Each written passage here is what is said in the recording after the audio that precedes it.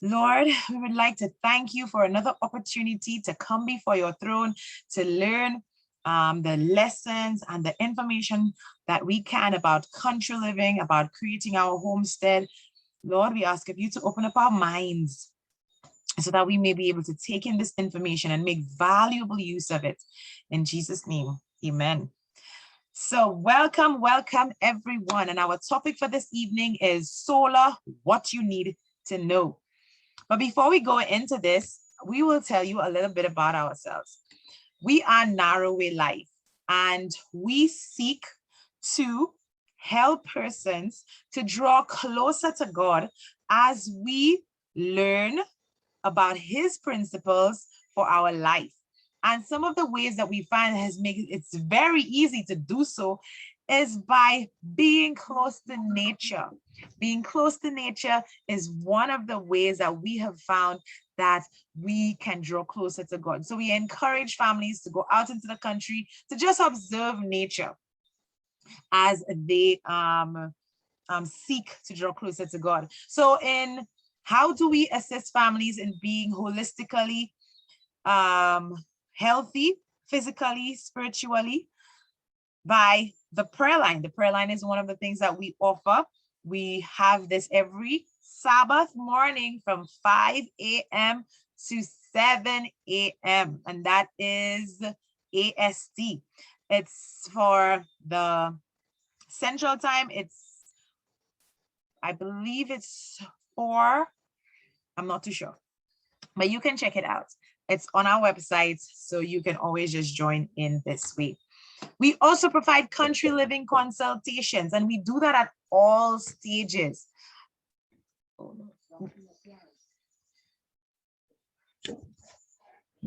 Sorry, give me 1 minute. Sorry about that, guys. I just lost my video connections, but it's supposed to be coming back on.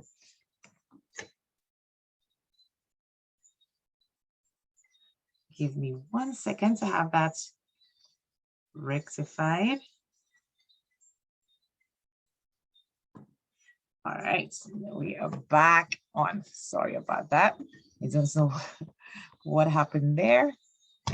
By God's grace, we're here.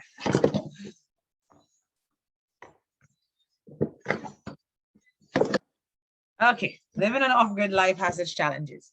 So, and especially doing a seminar off-grid as well. So bear with me as I continue.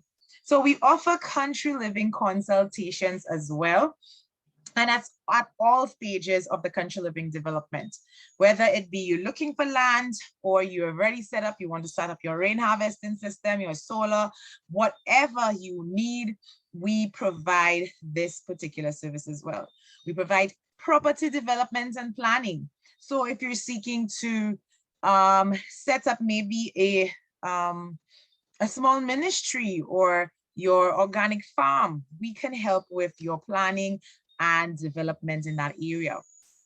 Home construction and furnishings. And one of the ideal services that we offer for families is to actually show you a 3D design of what your home is going to look like. So whether or not we're the one building, at least it's really good to have a view of what you're getting when you're considering your country home.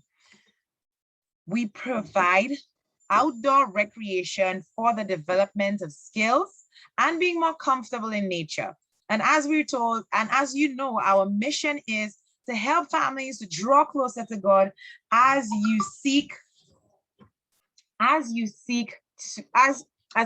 to do so. We encourage persons to consider going out into the country or just spending time in nature. We found that drawing closer to God is much easier when we are looking at his handiwork.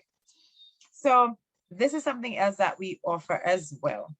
We provide seminar and skills training, and you are at one currently, our country living seminar. The skills training will take place on grounds, of course, where persons can be a little bit more able to interact and to get into the soil and to do the needful things.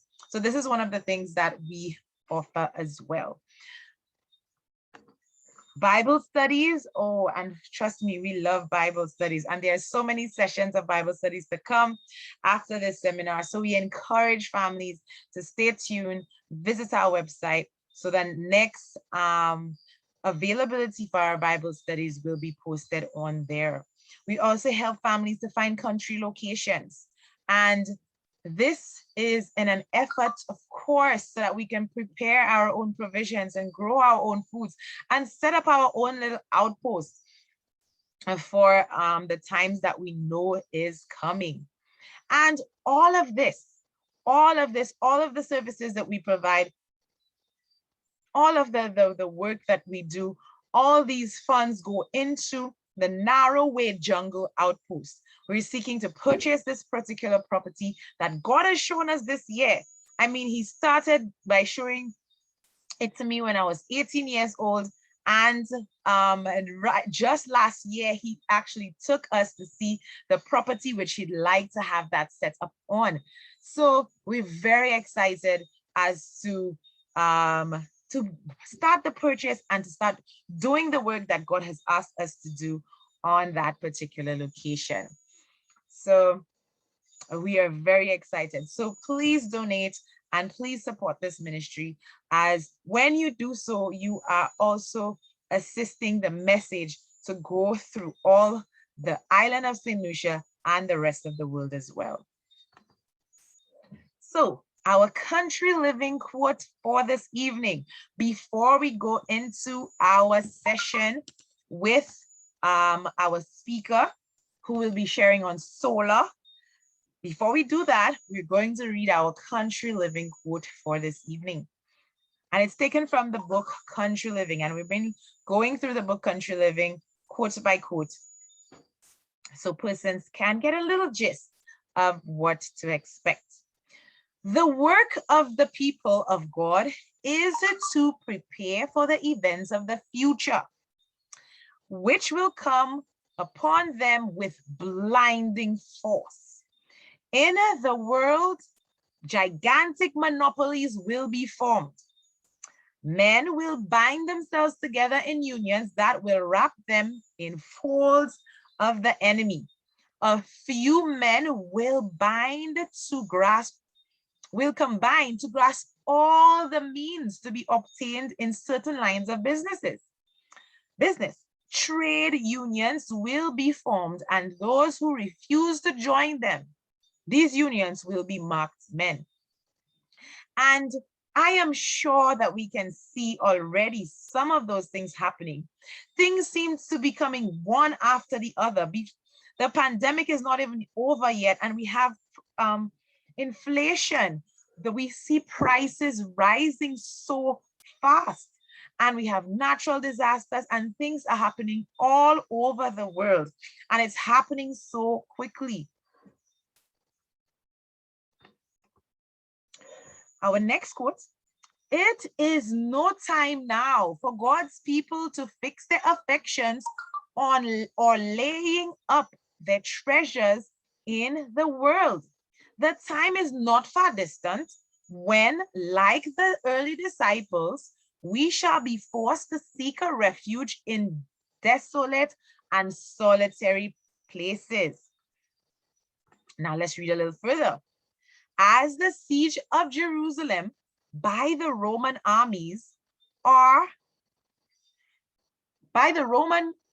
was the signal for flight to the Judean Christians, so the assumption of power on the part of our nation in the decree enforcing the people's Sabbath will be a warning to us. It will then be time to leave the large cities, preparatory to leaving the smaller ones. And I'm guessing this is what everybody here is seeking to prepare for: retired homes in secluded places among the mountains. So I'll just pause here to just add something right in there. Remember, it is saying not to run into the mountains, but preparatory to retire to homes in secluded places. So when you're moving, there would have already been a home that you were preparing in a secluded place in the mountains. So some persons may be at the point where they are leaving the large cities to move to smaller ones or to smaller towns. But one must always keep in mind that the end, you want to have a secluded home among the mountains. Now, this is not for the time when there will be a death decree. This is not for that time. This is for the time when there is going to be a problem of buying and selling. Okay. And now, instead of seeking expensive dwellings here, we should be preparing to move to a better country, even a heavenly. Instead of spending our means in self-gratification, we should be studying to economize. So as we all seek to move out of the city into the country, let us do it very economically. Let us do this because we know this place is not our home. Heaven is ultimately where we seek to go. This is just temporary moves until we go to our permanent home with our Savior. So at this moment, we will now go into our session on solar, what you need to know.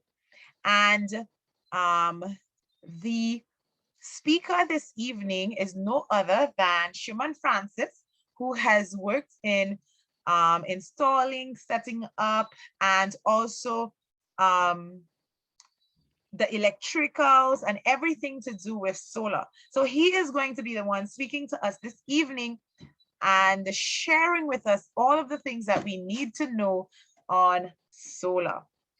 So at this moment, I will stop sharing my screen to allow him to do so. So I'd like to welcome Brother Shurman at this moment. And I will give him an opportunity to share his screen as he joins us for our solar session this evening.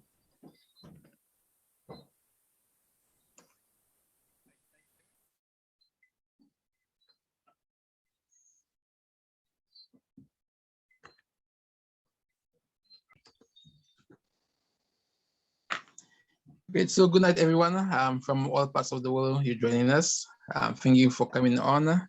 I'm hoping that tonight will be a wonderful session. I'll try to share as much as I can. I'll not claim to be an all-knowing expert. I love solar energy. I love renewable energy. So I'll just be sharing what I have learned, what I've studied, and you will share with me as well. And we all will have a wonderful learning session together. Okay, tonight I'll be sharing on, well, I'll be more focusing on solar, but I'll just be highlighting on a few different areas, as you can see on the screen. So solar electricity and energy efficiency, solar dryers, solar hot water system, solar pumping, and electric mobility. Just before I do this, as you heard a while ago, my name is Shurman Francis. My job, I'm an electrical technician, also electrical inspector. But currently I play the role of energy officer with the government of St. Lucia. As an energy officer, we encourage the use of sustainable and renewable energy. We advocate the use of such. We put policy in place or we advise government on policy when it relates to energy and the different aspects of energy, whether it be fuel, whether it be solar or renewable energy. We also put measures in place to allow for a greater penetration of solar and renewable energy systems in the grid of St. Lucia. And we provide incentives for people who so desire to import or invest in renewable energy solutions, energy efficiency measures. You get some concessions so you can bring them into the island. Renewable energy, as we know, is a source of energy that will not be depleted as you use it. So we have coal, we have oil. These are sources of energy, but the more you use it, it runs out. So we have all the wells drying out, and mines for coal has to be closed because the resource is running out. With renewable energy, technologies such as geothermal, we have wind, we have hydro. There's a new one on the market called ground heat source pumps. And the one we know more of is solar PV or solar energy. So I'll be speaking more of solar energy. Geothermal, it works by drilling a hole down in the earth. You pump some cool water in, it generates some steam, and you use the steam to run your turbines, and your turbines will give you energy. With wind, you install a wind turbine. The wind speed will, well, you install in a place with good wind speed, so the wind will spin your turbines, and these again generates energy that you can use. We have hydro.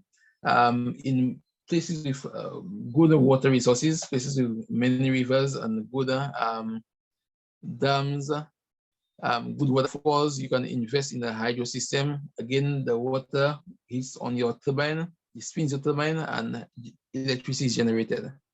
In the ground heat source pumps, you actually dig a hole in the ground. There's a steady temperature at roughly a meter down under the earth. You install some coils there, you cover it. It works on the principle of heat transfer, and the heat is extracted from the soil, and you can use it to, again, run small systems, power your AC units, different interventions. In terms of solar, you buy a solar panel, as you can see a solar panel on the screen there. You buy a solar panel, you put it out in the sun, and immediately, I said immediately, you have energy to use. Free energy to use, energy that you don't have to spend much on to get.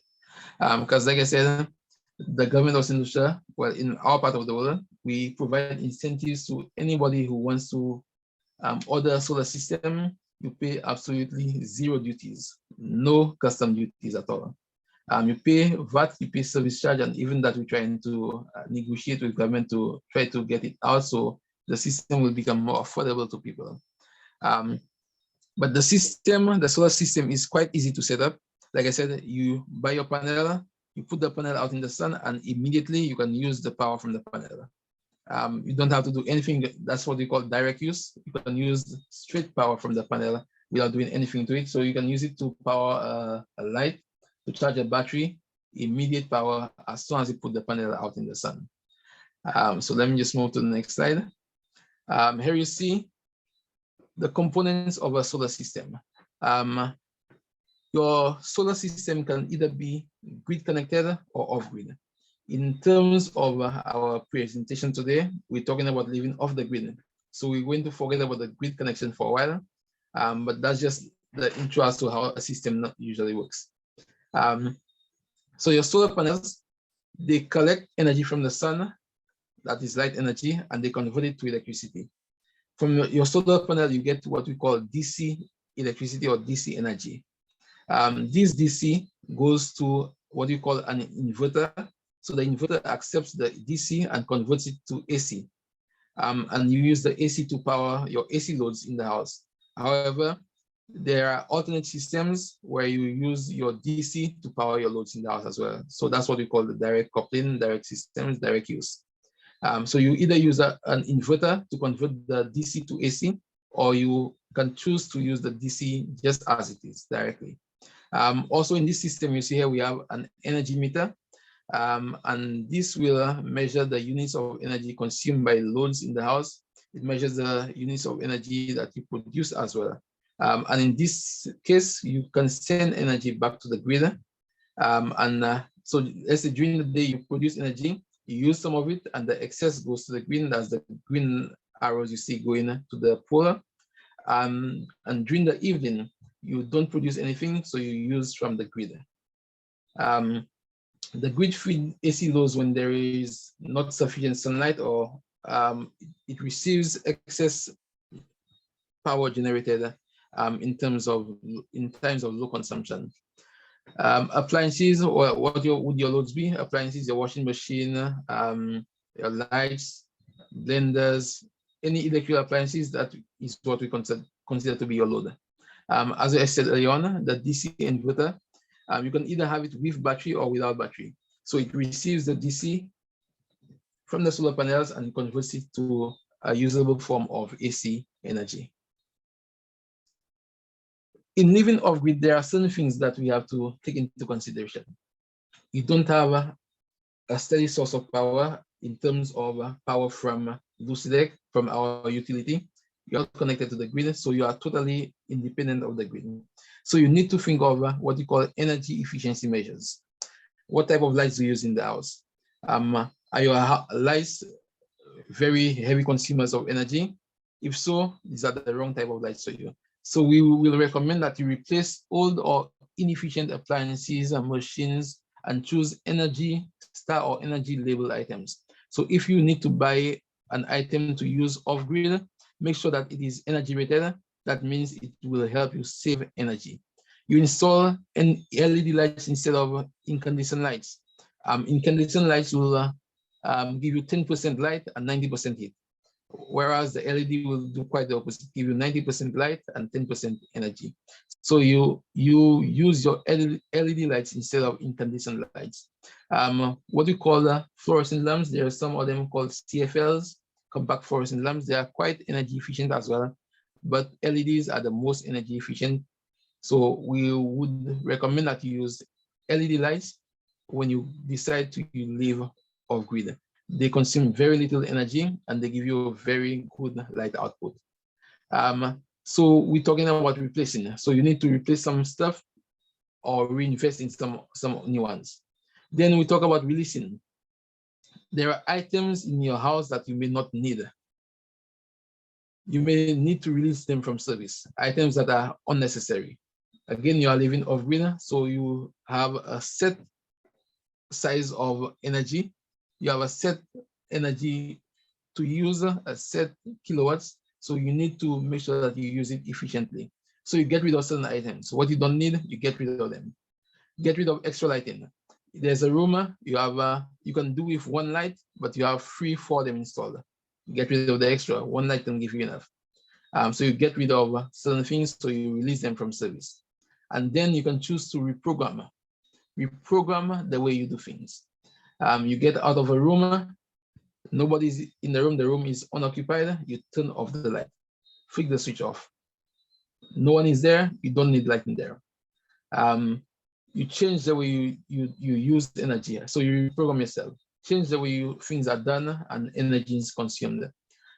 So that can help you save a lot and can keep your energy consumption to a minimal. By just doing these 3 things: replace, release, reprogram. The configuration of the systems. So photovoltaic systems, otherwise what we call PV systems, they can be installed on-grid or off-grid, as I said earlier. With the on-grid or the grid-tied systems, during sun hours, your system would generate energy to use within your facility, and the excess is sent to the grid. So just to throw some figures out there, your home will consume 10 units of energy. You are generating 15. So you use 10 and you're sending 5 back to the grid. That's the excess. On an off-grid system, you store energy in a battery bank to preserve or reserve for times of low or no sun.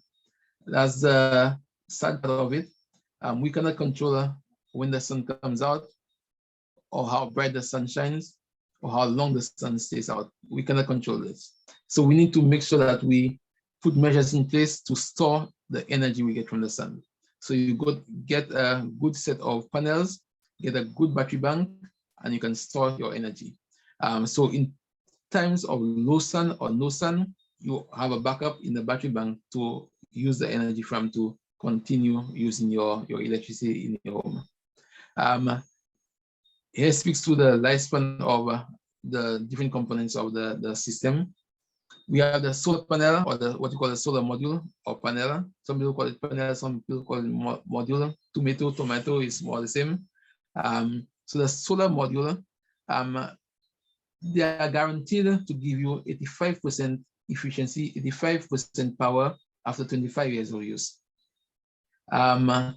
With new improvements in technology, this figure has gone up to 40 years. So after 40 years, you should still be able to get 80% of the original output from your solar panels. So I can say solar panels can most likely outlive many of us. The inverter, a good inverter will give you 5 to 15 years. It's 10 years there, but now again, with changes in technology, a good inverter can last up to 15 years, but most of them, I say, would give you 5 to 10 years. So after, or while your inverter is approaching 8, 9, 10 years, you need to think about putting some funds aside to invest in a new inverter. It may last longer, but that's usually the lifespan of an inverter. Again, your battery bank, if you well maintain your battery bank, you take proper care of it, you give it the right charging and discharging cycles, your batteries can last likewise 5 to 10 years. And you can get good use out of it.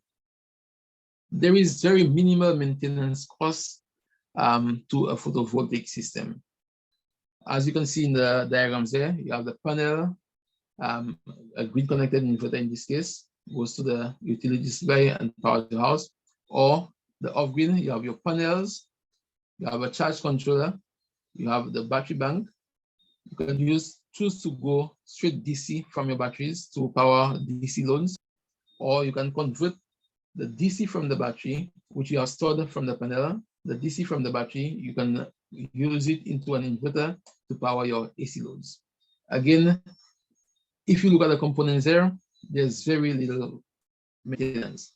Your solar panels, the most you might have to do is go up to your roof once, twice a year, just to clean it up, get excess dirt of it, and give it a little wash to remove moss and different residues that might have stuck on it. Bird droppings and these things, you clean it off like once or twice a year. Very little maintenance. Simple soap, simple water will do a wonderful job. Or then you can even choose to dry clean your solar panel. So you just take a rag, you take a broom, and you just sweep over, get the dust out of it, and you get better generation. Your charge controller.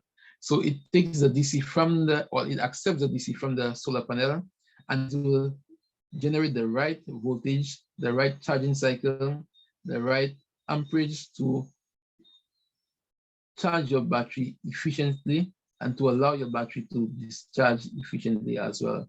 You can do that with your charge controller.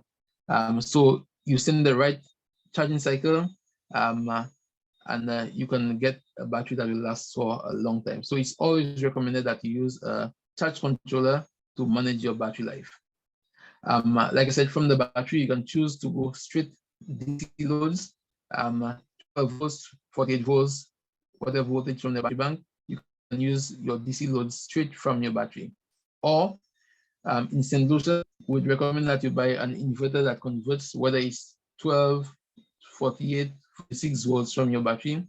It will convert it to 240 volts AC that can use your AC volts. Our voltage down here in St. Lucia is, well, most of the appliances you'll buy will be 240 volts. So your inverter should give you at least 240 volts AC current to run your loads. You can, because you're off-grid, you can choose to buy an inverter that will run 110 loads as well. So it will accept the DC voltage from your battery and convert it into 110 volts electricity to use 110 volts supplies. So it's your choice. You can choose to have it this way. I'm segueing a little bit from the solar PV technology. And here, because we are living off-grid, we can choose to build a solar dryer. What does a solar dryer do? Just what it says, it dries fruits, it dries things. You use drying as a way of preserving and making wonderful sweet items too, healthy sweet items. So you can dry your grapes, you dry apples, you dry bananas, you dry pineapple, you dry these things, and you can keep it for a longer period of time because it is preserved. So the basic function of a solar dryer is to heat the air to a constant temperature with solar energy, which then extracts the humidity from the crop inside of the drying chamber. So if you look to the top of the frame of the solar dryer, you'll see something that looks like an opening. This allows the humidity or the moisture to escape from the fruits. So the warm air is built in here. You get convection and the moisture escapes through the top. In direct sun dryers, the food is placed in a box with a transparent lid, as you can see here. So direct sun hits the fruit and moisture evaporates. Solar dryers prevent contamination of your produce. That's covered. It prevents dust and insects from entering there. Thereby, it ensures good quality. If you are manufacturing to sell, you use a proper solar dryer and you have good quality out of it. They allow small-scale farmers to transform their harvest into storable and tradable goods, which they can sell off-season at higher prices. If you are interested in making a profit, you dry your fruits. When it's off-season, there's very few around, you can sort of sell it for a little bit more money, you get some profit out of it. There are different types of solar dryers. Direct drying, so you just have an open box with sun rays hitting whatever is in the box. So it's solar box. Indirect drying, you use that the cabinet, so it's not quite transparent, but heat is built up in the dryer, and same principle, cool air comes in and it sends out the moisture. You also have tunnel drying. You can have a hybrid of drying. So we use biomass in the cabinet as well. So you light a fire to heat up the place, and the same happens. So small scale solar box and cabinet dryers are based on natural air convection, while solar tunnels dryers is based on forced convection, which is air circulation by fans. So you can choose to have a fan in there, which can help speed up the process of drying as well. And this is just a diagram as how it works. And we see the sun rays hitting the clear surface, a transparent glass wall. It builds up heat in here, and air exits here as well as moisture exits through the back. And your produce, the black balls down here, the black dots, they are actually your produce, your fruits, whatever it is, they are dried right here. Okay, so that's just the basic principle of it. It's quite easy to build, and it works quite efficiently and nicely with very or no use of any energy except from the free sun that is quite unreadily available to us. Here we see a greenhouse. It works on the same principle, so you maintain a steady or constant temperature inside of your greenhouse, and you can have good produce growing there off season. Well, down here we more have let's say one climate, but you can choose to have a greenhouse and it will regulate the temperature inside there, so you can grow your produce and get good returns and good harvest from the greenhouse. We can get hot water from our sun as well. What do you do with hot water? You sanitize, you degrease, you store. Here we have a solar panel which operates a little pump, but this unit here, we have the solar collector. It's not an electric panel, it's a thermal panel. So it absorbs, because it's black, it absorbs the heat and it transfers it to the cool water inlet here, and you get the hot water out of it. And the blue lines would be the source into the collector, and the red lines would be the source out of the collector. Again, you use a solar panel to run your pump, a small pump that will keep the water pressure high enough to go throughout your house that you can use it easily. The diagram to the top right is more or less the same, but the different color regions you see, it just tells you which part is hot and which is cool. Again, for the collector on the roof, you can see the hot in or the cool in, and the hot out goes into the tank. There's cool water at the bottom, and it just keeps on circulating. Hot, cool goes up into the collector, it gets heated up and goes back into the tank and settles, and you can use your hot water right there. So we can use the sun to get hot water. You can use the sun to get energy as well. But there is still another principle from the sun. Solar water pumping. Again, we are living off-grid. There's a river not too far away. We want to get good water to store and use. we use solar water pumping, or we can dig a well and do solar water pumping where we store our water. So solar water pumps system is essentially an electrical pump system in which electricity is provided by one or several photovoltaic, this is PV panels. The water is often pumped from the ground or from a stream into a storage tank and then you use gravity to feed it, so energy is not needed to feed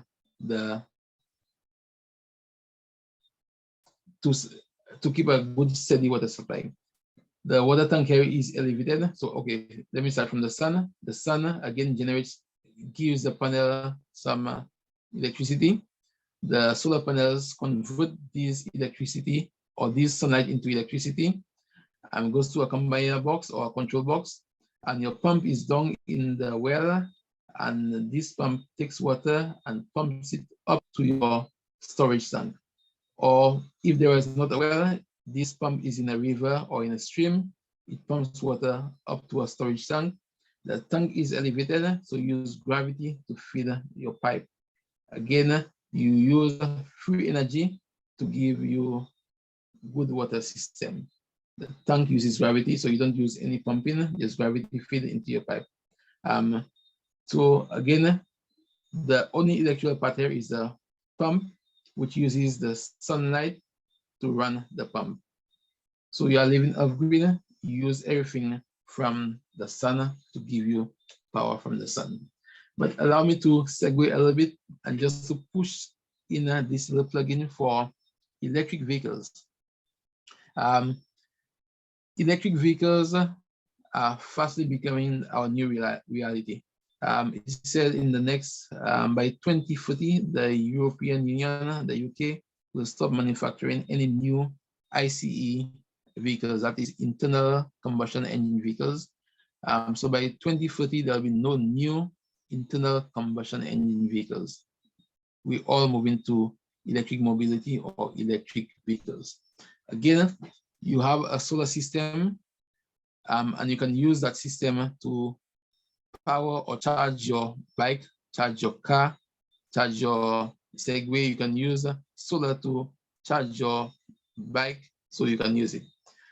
In an electric bike, that's just a conversion. So 1 watt is equal to 0.0134 HP, horsepower. So if you have 1 HP, that is equivalent to 22 cc's. So that's just to convert and to know an idea. So what how the power of your bike would work, your electric bike will work, or your electric car will work. It will not be rated in horsepower, but it will be rated in kilowatts.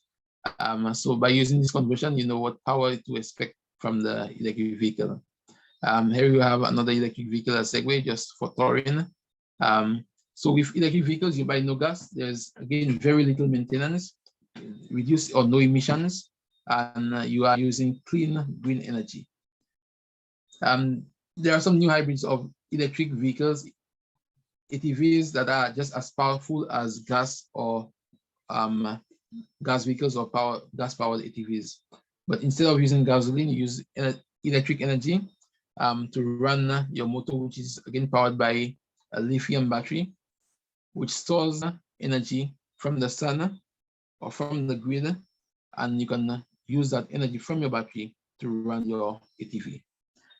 Again, the sun is free and available to every single one of us, and we can choose to use every single part of the sun, store the energy, harness the energy, use the energy, and don't pay for the energy.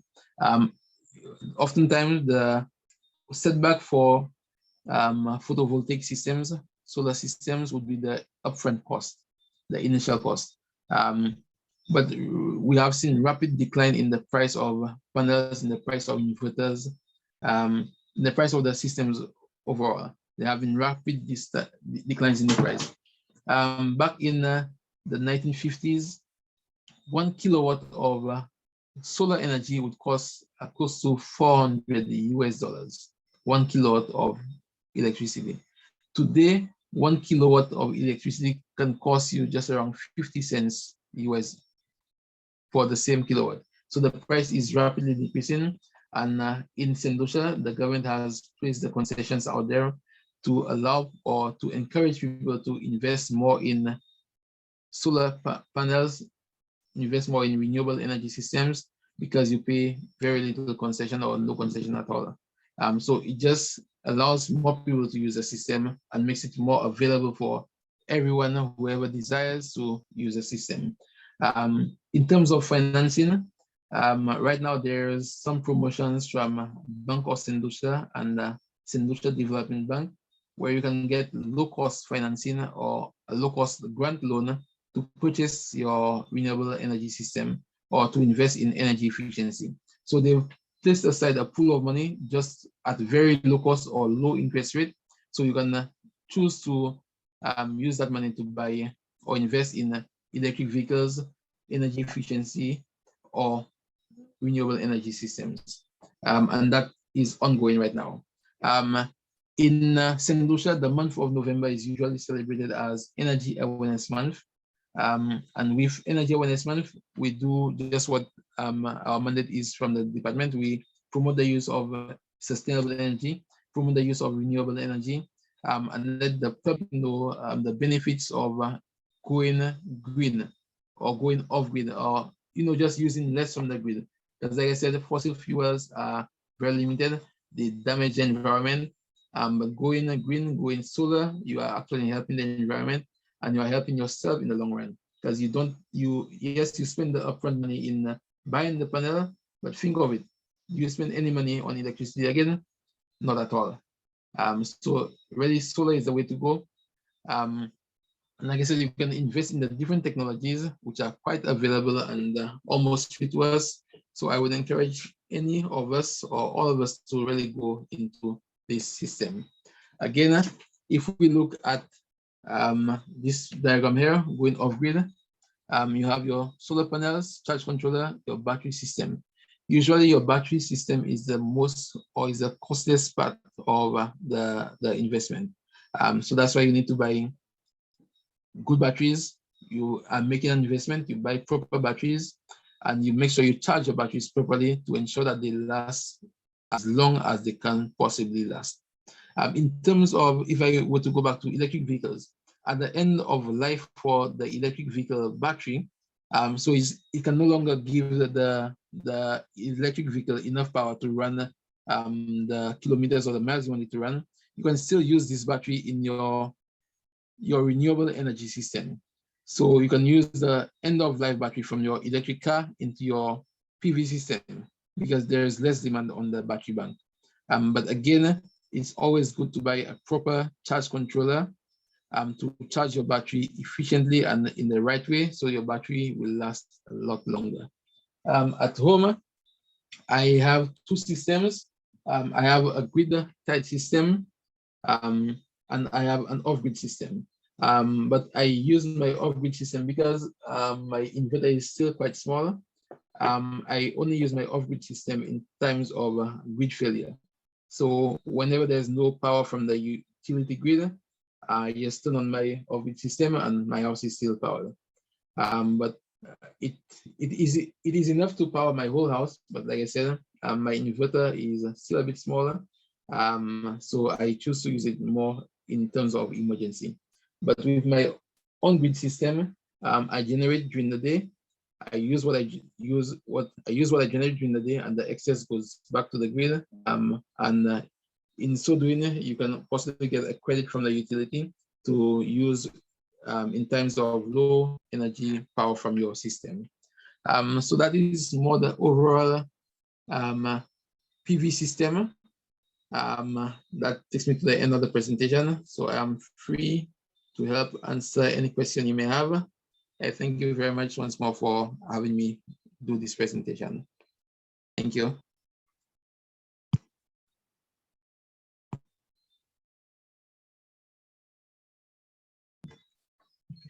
Good. Thank you so much for that. Thank you so much. Guys, this is the time that you can get to ask all your questions on solar and the other aspects that you may be interested in as it pertains Okay, to the presentation. or just before we move on, let me just allow me to show you two little devices. This here is a lamp. Oh, You sharing? Yeah, I'm sharing the screen. I'm not seeing it. I'm not sharing my screen. Okay, just 1 minute. Let me just share my screen. Can you see my video? Not as yet. Okay, all right, let me It just was stop on. on. I'm seeing his video. It's Okay, I'm clear. seeing your video now. Okay. Great. So this again is a lamp. I cannot see his video. Maybe if you stop sharing your screen, maybe they'll see your video better for some of the persons who aren't. Yeah, better? I think persons are seeing your screen now. All right, so this here is a solar lamp. He's not sharing a screen, he's showing it for his video. Yeah, it's just a video. For his camera. You can see, I'm only seeing his name, Schumann Francis. Okay, so there are two Schumann Francis. Oh, because he's speaking on one. Oh yeah, he's speaking on one, but I've pinned him, so he's supposed to be visible. So what you guys can do, you might have to go across until you see his video. Yeah, the video. Yeah, go across to the right.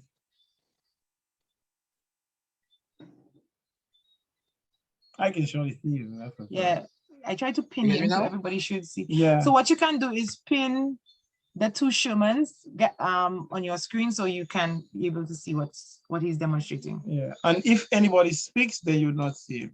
Yeah, that's possible. Yeah, but you can go ahead, Shurman. All right, great. So this here is a solar lamp. The government of India was kind enough to donate a few of them to the country, and it came in a kit, and I actually put it together. So light here, and like I said, it's a very bright light. It has two modes, dim and powerful, or dim and bright, and off. It is charged with this, a solar panel, very small solar panel, and these are available on the internet a lot. So you just plug in your solar panel, you put it out in the sun, and it charges the battery inside of here. And I haven't charged this lamp in about 2 weeks. I don't use it every single night, but I usually have it as a night light. But I haven't charged it in 2 weeks. But because this is an LED, and the battery in here is enough to produce enough power to power the LED and have it going all night long. So this is something. Sorry. No, go on. Yeah, you can see it. Like I said, these are available on the internet, so you can feel free to invest in these and use it as a solar panel to charge your system. Okay. Wow. So that's a nice low budget entry way into saving and doing. Very well. Yeah. Yep, I think you might need one. and it's quite bright. Very, very bright. If they need people to test it, I'm willing to test it for them. Okay, I have a light in my background, so if I were to put the light off, I can just show you how bright it is there. Yeah, yeah, I guess.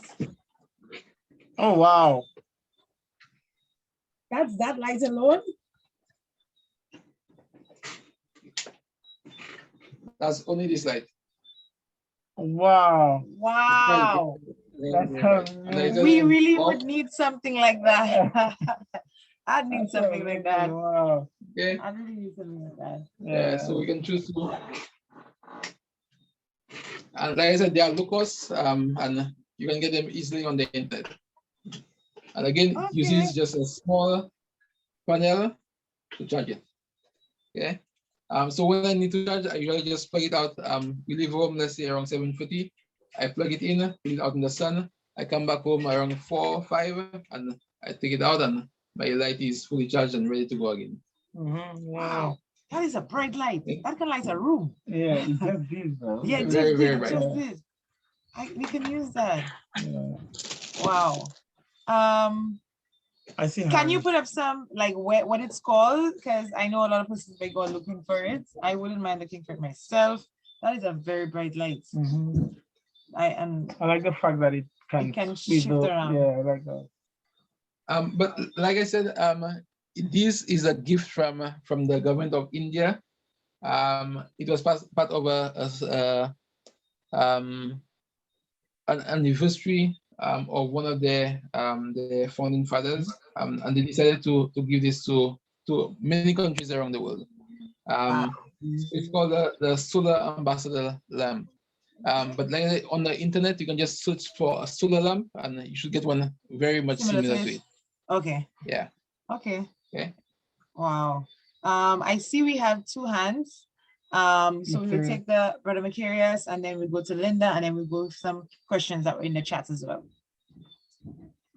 Well, yes. I didn't get all of his presentation, but I got some.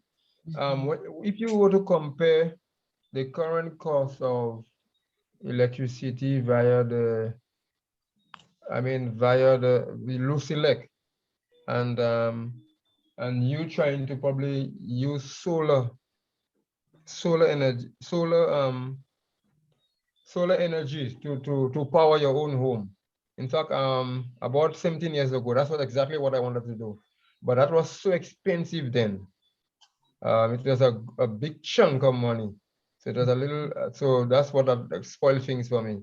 I suppose with COP26, the prices would go down, and that might be one of the good things about COP26, because they're really pushing stuff to reducing global warming, and they're looking at renewable energy. But as you know, as it exists now, when you compare the two, would you say currently it is better to go solar? That's wise, I guess. Okay. Let me just give you a comparison. Today I did a small quotation for an on-grid system, which is a 25 kilowatt on-grid system. That's a quite very big one. The person I'm doing it for, his utility bill is roughly $2,400 a month. The PV system without batteries, just on-grid, will cost him roughly $125,000. If you calculate at $2,400 a month, for a year, he would be spending $28,800 a year on electricity. If you do the mathematics, a simple payback time would be 4.3 years.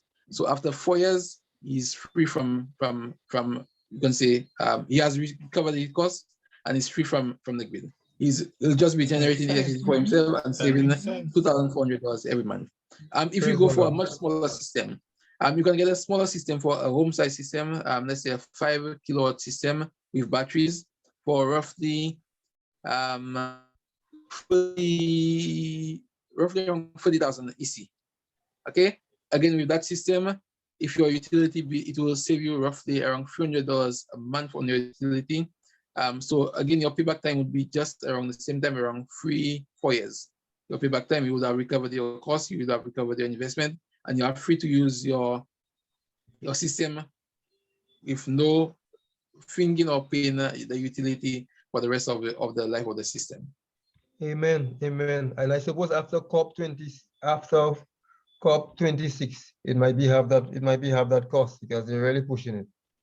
Like I said already, the price of the systems are dropping significantly by leaps. Praise the Lord.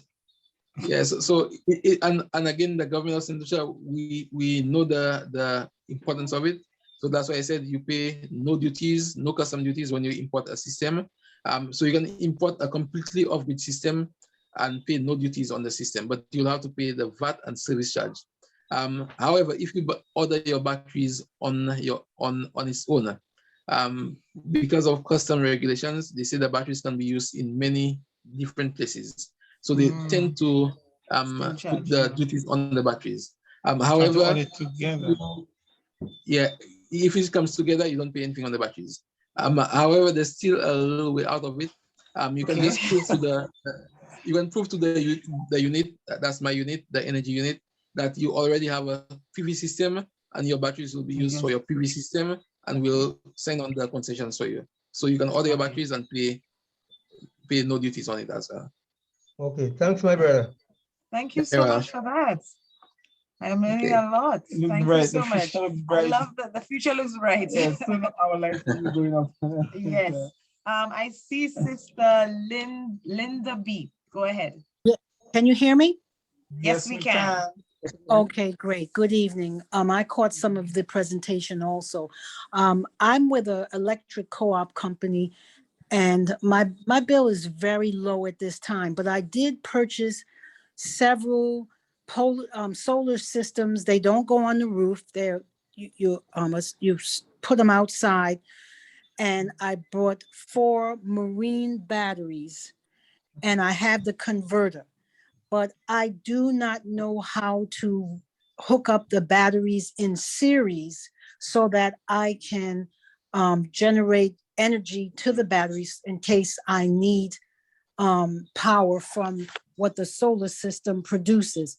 Is there any way I can get information on how to do that? I did buy some of the battery clamps, and someone told me to also get jumper cables, because that's a cheaper way of doing it, and use the wires, but I just don't know how to hook up the system so that I can get a little bit of electricity down the road, should I have to, or when I do go off the grid. Okay. All right. It takes a little bit of engineering, but I can give you a simple way out of it. Okay, so your batteries, there's a positive and negative pole for your battery. You said you have 4 batteries. Yes. So if your batteries are 12-volt batteries, yes. If you take the first battery, you connect the positive pole to the negative pole of the other battery. You just connected your battery in series. So instead of 12 volts at one end, or at the 2 extreme ends of the battery, you'll now have 24 volts. And again, you continue, you connect the negative end of the second battery to the positive end of the third battery. You've just connected another battery in series. So now at the 2 extreme ends, you have 46 volts. You can continue and add the 4th battery in the same manner. And at the 2 extreme ends, you would have a 48-volt system. However, you need to know whether the kilowatt, the converter is, what the input is to the converter. Is it a 24-volt system? Is it 12 volt? Is it 48 volts? Is it 46 volts? You need to know the input of the converter.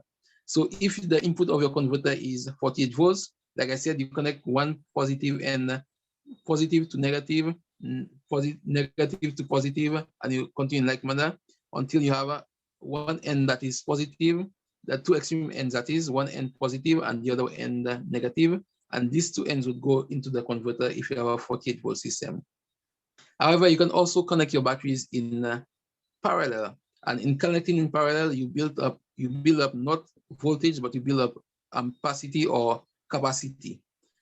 So if your battery is rated at 12 volts, let's say 50 amp hours, if you put the batteries in parallel, so you connect positive to positive in all the batteries, you link all the positives and you link all the negatives. So you have 4 batteries at 12 volts, but your capacity is now 50 plus 50 plus 50 plus 50, which is 200 amp hours. And that will tell you how long your, how much you can draw out of the batteries.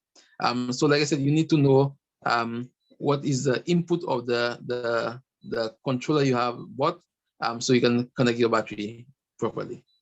Okay, so it depends on the input of the converter, how I put up either series or parallel.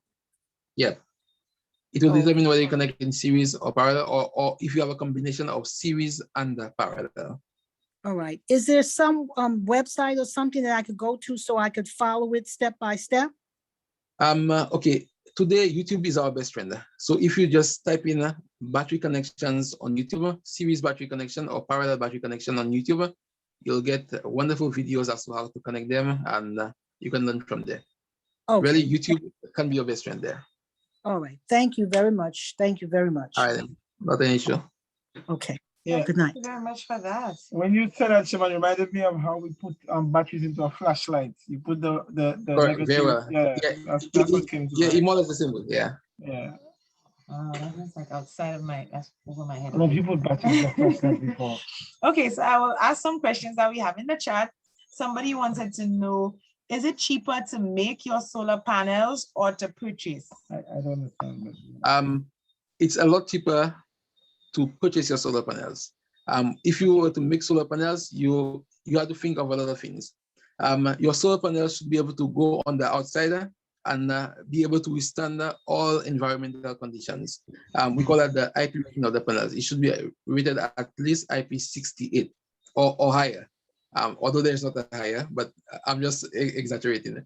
So your solar panels need to be of good quality so you can stay on the outside, be exposed to the environmental conditions, and still be able to do what it is designed to do.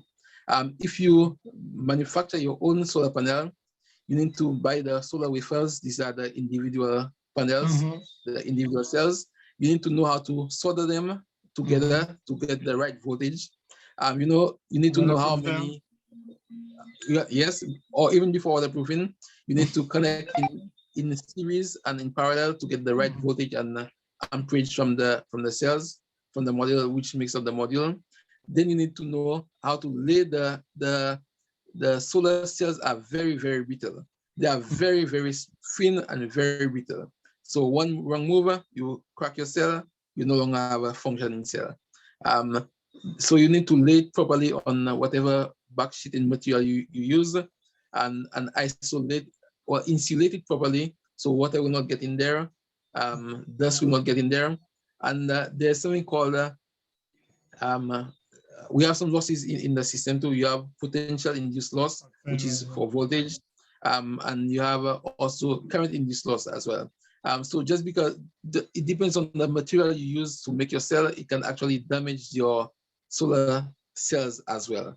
So there's a lot of things you need to think of before you really, it's a lot of engineering. So I would quicker just buy a solar panel. This is so what I for as low as US. You can buy a used solar panel for as low as $40 US. But just the one downside to it, shipping a single solar panel to St. Lucia and shipping 10 solar panels to St. Lucia would cost you roughly the same price. So you better just buy in bulk, buy a few solar panels in bulk. But these are used panels, around 40 US. And like I said, a solar panel is designed, a tier 1 solar panel, that's A-grade solar panel, is designed to give you at least 80% output after 25 years. So if you buy a solar panel that is 25 years old, you should still be getting 80% out of it. So it's okay to buy a used panel. Save some money, buy a used panel, or you can choose to buy a brand new panel. And it's for me, I would buy a brand new panel. It's a lot better. Wow, it does seem like a lot of work there for that particular one. But my question, are there different kinds of panels though? Or are they all just one solar voltaic panel? Okay, there are different manufacturers of solar panels and there are different quality of solar panels as well. So that's why there's the tier 1 solar panel, the tier 2. Okay, so we call it grade. So grade A, grade B, grade C. Different manufacturers with different grades. So you always you would want to buy the top grade, the A grade solar panels. They are the ones that's guaranteed to give you the 80% after 25 years, and they will last a lot longer. They've been tested and in various conditions to ensure that it does what it is designed to do. So you buy a proper grade A panel and you have a good solar panel. Okay, that's good. That's really good to know. The next question.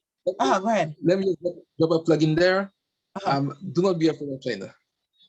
Literally, do not be afraid of China. Almost everything in the world is manufactured in China. What you have to think, am I willing to pay for what I want? So you can get stuff from China and you can get good, reasonable prices from China as well. So you just need to know what to look for and what to buy, and you'll be okay. Will be dry. Okay, thank you so much for that. Question, I guess that one is from I took them already. Okay. Is the no duties is it going to be just for a season, or especially now continuing into COP26, we expect in St. Lucia to keep this no duties on solar panels? The no duties has been in existence for around 10 years. It's renewed roughly every, because the government will just always look at their policy and do adjustments. It's renewed roughly every 3 or 4 years, but I don't see it going away in any near in a close future. Yeah. Wow. It might get better, but not worse. Because like I said, we want people to really come in there. Right now, we're trying to get rid of the VAT, so it only gets better. Okay. So I should wait then. Depends on how much time you think you have. What is done with the solar, the batteries when the 5 to 10 years are finished? Like, what do you do with your batteries? When it expires? When you have a battery that can no longer give you any output, it needs to be recycled. You do not just dump your battery outside your home. The battery needs to go to a special facility. In St. Lucia, we have the Diglo landfill. There are different parts of the landfill where they will dispose batteries, where they dispose something as common as a fluorescent lamp. You should never just throw a fluorescent lamp outside as well. It contains mercury. Mercury goes into the soil, poisons the soil. The same thing can happen with your battery, so you need to dispose of it properly. But these days we have buyers around St. Lucia. They buy your used battery for $5, and they ship it over to Trinidad. They ship it over different parts of the world where the batteries are recycled and remade into new batteries. So you can still get some money off your old dead batteries you can't use anymore. But like I said, in terms of electric vehicles, if a battery pack have reached its end of life in an electric vehicle, it will still give you many good years in the solar system for your home. Okay. Wow. That's good to know.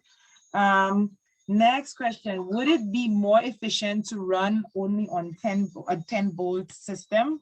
10 volts. 110 volts, sorry. Oh.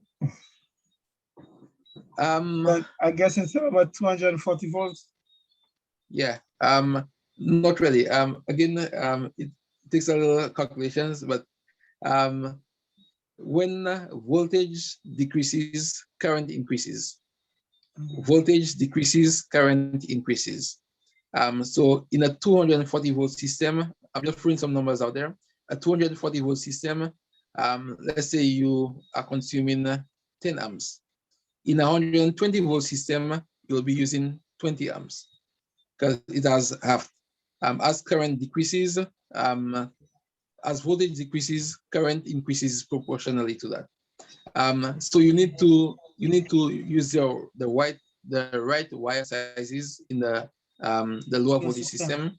Okay. It's not, I wouldn't say it's more efficient, but a lot of people choose to buy 110 stuff. In St. Lucia, we have to use a transformer to run your 110 stuff. Adding a transformer is just giving you extra consumption. So as an electrical technician, I do installations. I personally do not recommend anybody installing a big transformer to fit their home. Just buy your stuff from 220 volt stuff, wire home 220 volts, and if you need a small transformer to run some blender, some charger, you buy a small transformer, you use it. When you're done with it, you unplug it and you store it away. But just having a transformer on consistently is just be using excess current and paying uselessly for energy that you're not using, I would say. Wow. Okay, thank you so much for that. Somebody was asking if you install solar systems, and I guess the answer to that is yes, you do. Yes, it's one of my passions. I love doing these installations. Actually, generating and getting energy from the sun to use is wonderful. So I do, yes. Okay. How do I determine the number of panels needed for my appliances? And does it matter what appliances or machinery I have? Okay. So let's speak in the context of going off-grid. So in going off-grid, there's a lot of things to consider. You have to take in consideration every single thing. That's why I said early on, you need to replace, repurpose, reprogram. Some things you need to get rid of completely, and invest in proper energy efficient items. So let's say in terms of your lights, in going off grid, you need to know how many lights you'll be using, how long you'll be using each light, how many cell phone chargers you'll be using, how long you'll be using your cell phone chargers.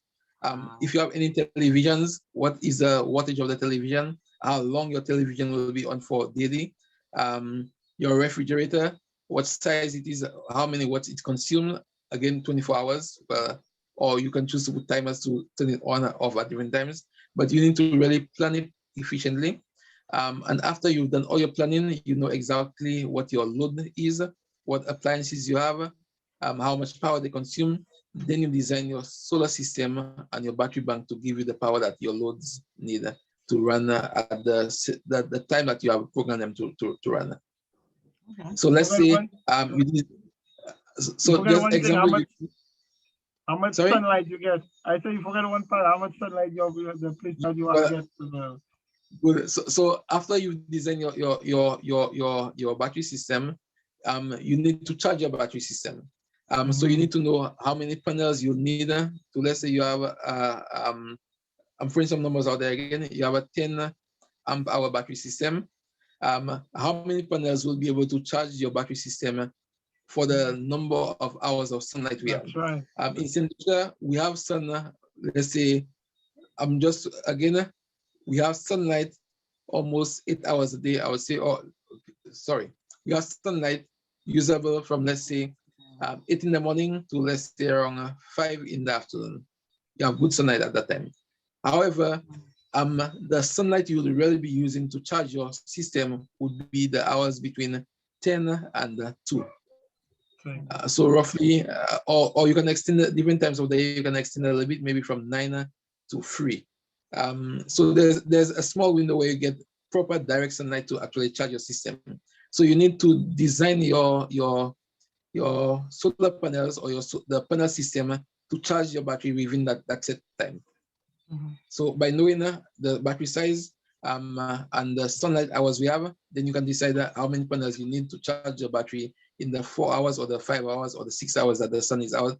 So you can get a good charge and be able to use the battery the following evening. So it has a lot of calculations to do. You have to actually design your system. I noticed.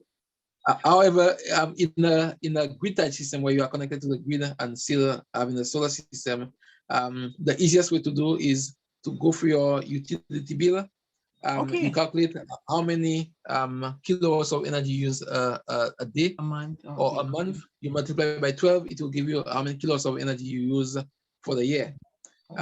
Then you go to your you use your calculator. You have a 5 kilowatt. If you choose to buy a 5 kilowatt system, that means 5 kilowatts for an approximate of 5 hours of sunlight. So for the day, you'll be getting roughly around 25 kilowatts of energy from the sun. Again, that's a day. You multiply by 365, and it will give you the kilowatt energy you need for the year. So you compare these two figures, and it will tell you should you go a little higher, a little lower to get the size of system you need for your home to be on grid. So what I'm saying is that if you have learned how to use less power, like I said, you will actually need a smaller system. A smaller system, Greg. So that's why in any design, that first thing you do, you eliminate those. Get rid of heavy consumers, and then you can get a smaller system to survive for you. Yeah, I see that. So then, what do I look for on my Lucilec bill? I look for the KWH. The KWH kilowatt per hour. Kilowatt hour. That means that's how much energy you have used. Yeah. Okay. Awesome. Yeah. Every bill has it, and they actually give you a graph to tell you use that in last year. Let's say last year September. You use that yeah. So you can just add this yeah. So then that would be an easy way for I'm guessing that would help to answer the follow-up question. That would be the easy way for you to know, to calculate your estimated panel usage. So if I have my bill, my electricity bill, I'm supposed to be able to calculate these two and and get that. So at first, let me see if I understand it, because this is Greek to me a little bit. So does anybody have a bill that they'd like to use for me to use as an example? Why? I will do the calculations to make sure I'm doing this right. Oh, you are okay. So, and as I was thinking, a bill would look like about how many kilowatt hours, like for a month. Let me just estimate for like a normal household. All right, so let's just throw some numbers there. Let's make simple. Yes. Let's use 100. So 100 kilowatt hours a month, right? Okay. All right. So 100 times 12, which is 12 months of the year. You get 1,000. 200, right? All right. So you have 1,200 kilowatts, right? Okay. So let's look at a 3 kilowatt system. So 3 kilowatt system, and you'll be getting, let's say, 5 hours of sunlight. So 3 times 5 is 15. That's for 1 day. Okay, so I have 3 extra kilowatts. But not just that. So that 15 times 30 will give you how many kilowatts you'll be generating for the month. So 15 times 30, you can calculate quickly. Okay, that's for the month. That's about 550. 450. 450. Yeah, so that's 450 kilowatts a month. 450 times 12 will give you the kilowatts you'll be generating for the year. I get money back. Just now. Let me like I'm working this out, guys. So be patient with me here. So the 15 times 30. It's 450. The 15 times 30 gives me what? 450. What you are generating for the month. Okay, so that's my kilowatts for the month. That's what you generate. Right? Yeah, that's what you generate. By 12. That's what the solar panels made, love. I thought something was wrong with you. I heard a noise and I made the Tracy. You heard noise? I didn't make any noise. I didn't make any noise. I can mute this person that's just be careful. If I do not make any noise, what I okay, did just now. but I don't know if you have any noise. Okay, so let's go back to our calculation. So at the 450 mark, when I multiply my 50 by my 30 months, I find out I get 450, right? That's what I got, right? Right. Yeah, then multiply by 12 to give the year consumption. So then I multiply that by 12. 5,400. Great. 5,000. So 400. All right. So if you have a 3 kilowatt system that is grid tied, I just made money. For the year you'll be generating. Okay, let's go again. After we get the 5,400. So yeah, so that's how much energy you'll be generating for the year with a 3 kilowatt system. Yeah. Okay, so with a 3 kilowatt system, that's what I'll generate. Your PV system is so it will be generating 5,000 whatever for the year. You go back to your bill, and how much do you get for the year? You'll be consuming. Okay. So technically, I just made $4,200. so right now your system is oversized. So you're generating a lot more than you consume. Yeah, I see that. Yeah. Right. So you can choose to reduce it. So that I could put that in my vehicle. not quite, because it's different size of set of power. Or you can just use it to do other things. Okay. Yeah. So you have a solar vehicle, use it to charge your Yeah. Okay, so let's say Okay, so let's say this 3 kilowatt system that I'm looking at. How many solar panels would be in it? Okay, a 3 kilowatt system, it depends on the size of solar panels you buy. Right now, the newest solar panel on the market can generate up to 550 watts. Yep. So in a 550 watt panel, so that's like 6 panels will give you a 3 kilowatt system. So what happens to the panels? So 6 panels at 550 50 watts. 50, yeah, that's more than 3 kilowatts. Okay, where awesome. the 100 watt panels go? All right, so that's what I'm saying. So 100 watt panels, that's actually dinosaur technology. You have to get new panels. Wow, So I didn't know. if you were to use a 100 watt panel, that means to get a 3 kilowatt system, you'll need 40 panels. Yeah. Okay, all right. So Yeah. I'm beginning to Wow. understand this a little bit better. For 6 panel, 550 kilowatts. At 550, yeah. How many batteries would I need? Okay. So that's where you need to calculate your battery size. So you need to know what's the loading of your house, what we said earlier on, calculate all the house loads, and you match it to your batteries. In getting power from your batteries, I times V, which is the battery voltage, will give you your battery. Will give you your battery power. Okay, my battery power. So yeah, so 12 volts. An example, 12 volts at 150 amps will give you what? Yeah, so it will give you the power from the battery, and then you need to know all the loading of the house, equally to the loading of the house, and you know, and then you get the size of panels to charge your battery system. So it depends on your battery system and your loading and etc. to know how many panels to get and what size panels. So it takes some calculations. Okay, so just now, can I get that information from my? Mitra, can I get that information from my utility bill? Yes, you can, but it will just give you. Okay, yes, you can. Yes, you can. It will be the same consumption that you use for the year. So you design your battery bank for that. Okay, so the same thing I use to find my kilowatts generating annually for my year, I should be able to use that same information to get my battery. Yeah, to design your correct, yes. And your solar panels. And my solar panels.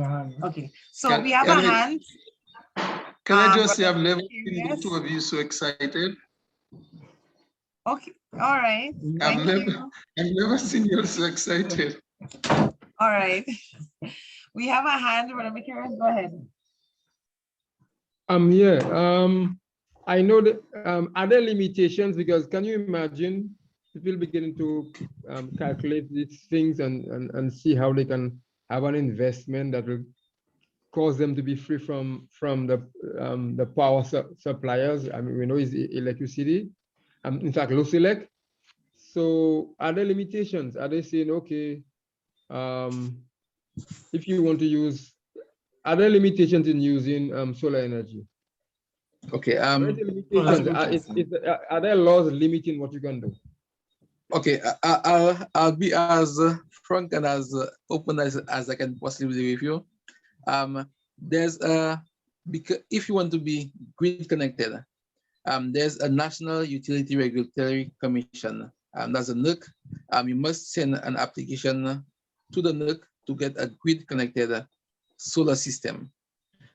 For domestic houses, right now it's limited to 5 kilowatts for domestic house, and for commercial place it's up to 25 kilowatts. I'll be honest with you again. For most domestic houses, a 5 kilowatt system is really too big. Okay, for the average domestic house, a 5 kilowatt is way too big. So you can go more to a 2.5, a 3 kilowatt system, and that will be enough for you. For the commercial places, depending on what type of industry they are into, a 25 kilowatt system is sometimes way too small. So there's a push and there's a lot of talk to increase the capacity limit, so especially the commercial places, so they can generate more power to use for themselves. But in terms of an ordinary house, a 5 kilowatt system will be too big for you. But back to the law. So for domestic houses, on grid or grid connected systems, you are limited to 5 kilowatts. For commercial installations, you are limited to 25 kilowatts for now. It will change soon. There's new legislation on the way, so that will be changing soon. But if you decide to go off grid, there's no limit as to what you put. Thank you very much. So a question concerning that. A 5 kilowatt system, let me list out a normal household and you'll let me know if all these things fall underneath that. Well, my household, not normal, but okay. A deep fridge, a normal fridge, like a standing fridge, a television. What else do people have? Oh, okay, well, I can make it easier for you. Yeah. If you have a 5 kilowatt system, it can save you $600 to $800 a month. Oh, wow, that's beautiful. That is very beautiful. So if your bill is in that range, your 5 kilowatt system will what? Yeah, 6 to 8, yeah. So do we have regulation where you get your money back? Like if the power goes again, not yet. So right now, if you are grid connected, you get what is called a credit at the end of each month. If you generate more than you use, you get credit. And sadly, at the end of the year, that credit is taken away. That's for now. But again, there's new legislation on the way where you should be able to get paid for it. Maybe not at the same way that you're buying, but you should be able to get paid. Yeah. Okay. We'll work on that, because that's quite important. Yes, we definitely will. Yeah, Any more questions? You can raise your hand. You can post it in the chat. Any more questions concerning solar? Yes, this is being recorded and it will be on our website at narrowwaylife.com. But for those who are in here, you get the first-hand opportunity to be able to ask your questions directly. What are your solar needs? If you're moving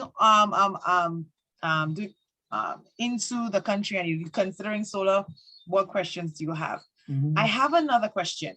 How much would a 5 kilowatt system cost? Estimated. Well, if you give it me in US, I can always calculate it back. So estimated, I'll give you the upper range of a 5 kilowatt system. Upper range would be around $45,000. That's EC or US? That's EC. Wow, that's nice.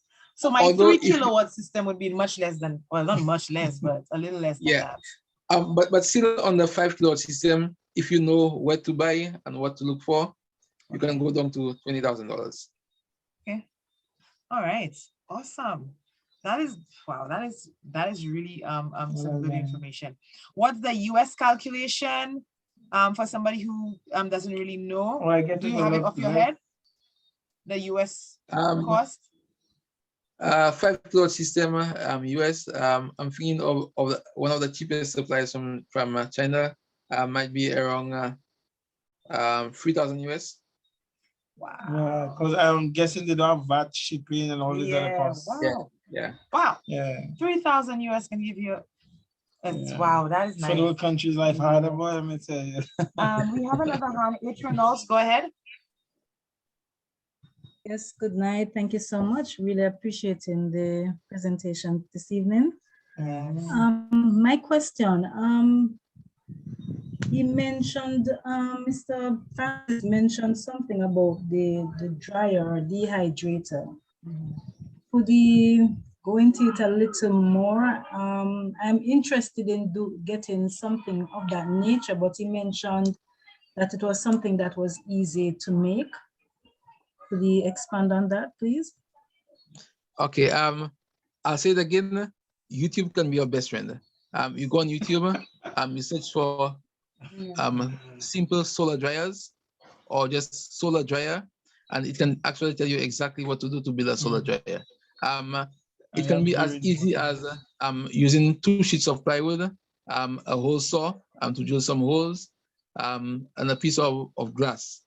It can be as easy as this. Wow. Or it can be as easy as using maybe 2 sheets of what we call galvanized on here, with some pieces of board to build a solar dryer, and some black paint. Yeah, so it's quite easy. Yeah, the black paint will attract the light, absorb the light, so the place heats up a little better. Yeah, but again on YouTube you can get the designs to build it quite easily. Oh, wow. Thank you so much. Yeah. Thank you so much for that. Thank you so much for that. Can we set up panels ourselves? Is that recommended? Okay. Just as I was explaining with the batteries a while ago, you need to know what you're doing to set up your panels. In terms of your batteries, your battery bank, you need to know what voltage your battery bank is or will be.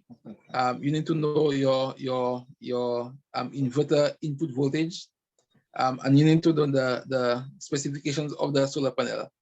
So the solar panel would have what you call an open circuit voltage, and a VMPP, that is voltage at maximum power point. There's a slight difference between the two voltages, but let's just use a ballpark figure. Let's say your solar panel gives you 50 volts DC. So you need to know how many panels to put in series and how many in parallel to get the input of your inverter. So if your inverter is rated at, let's say, 100 volts DC input, you need to put 2 solar panels in series to get the 100 volts DC. Yeah. Okay. So I have a question.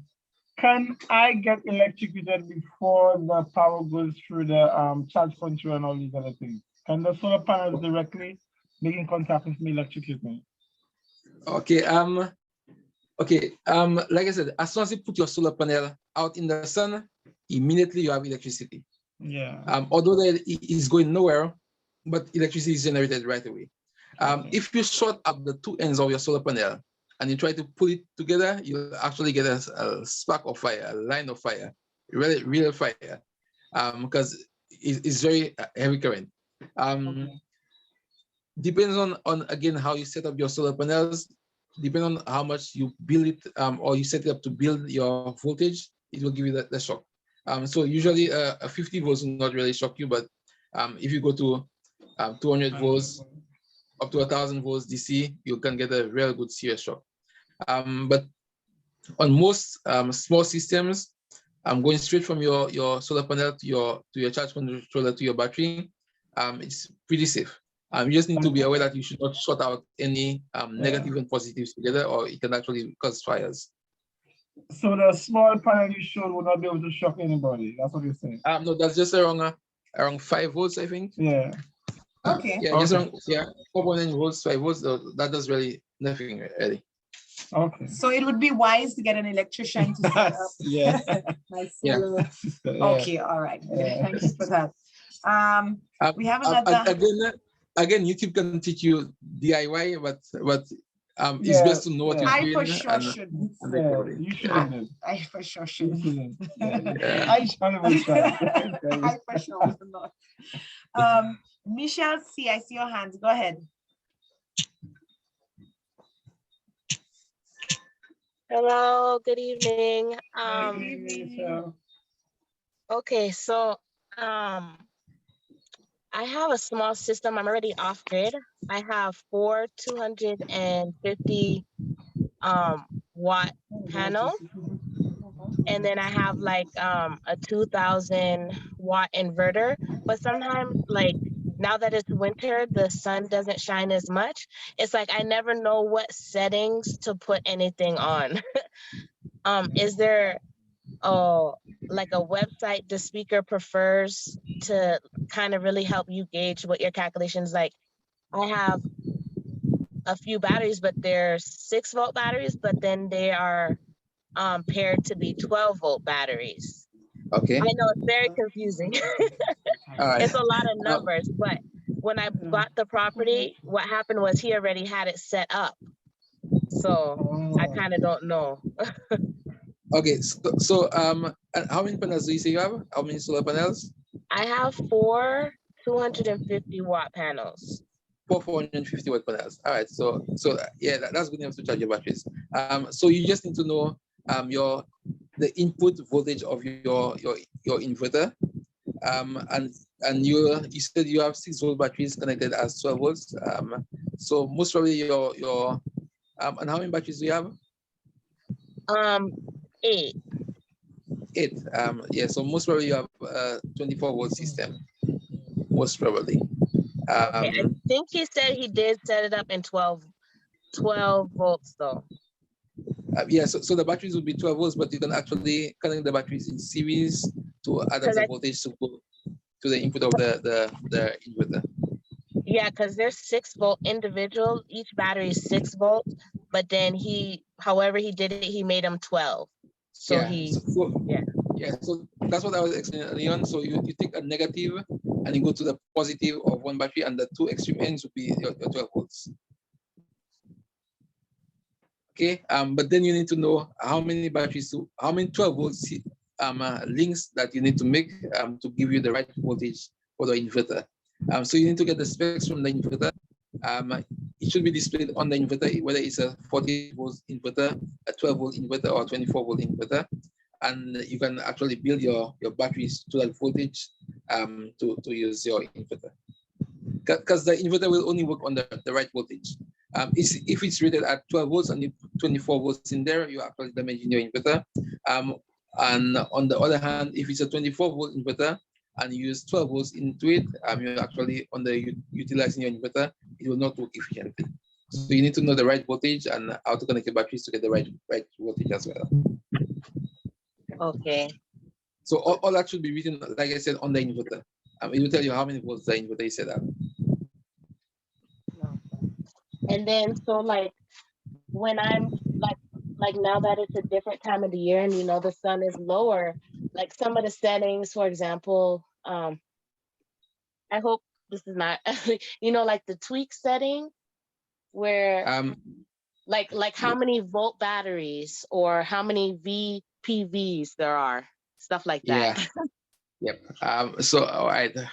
So it might be a little difficult for me to advise you from here, because your environment is a bit different. But on the same, if you have a charge controller, you should be able to tweak the settings for higher current charging.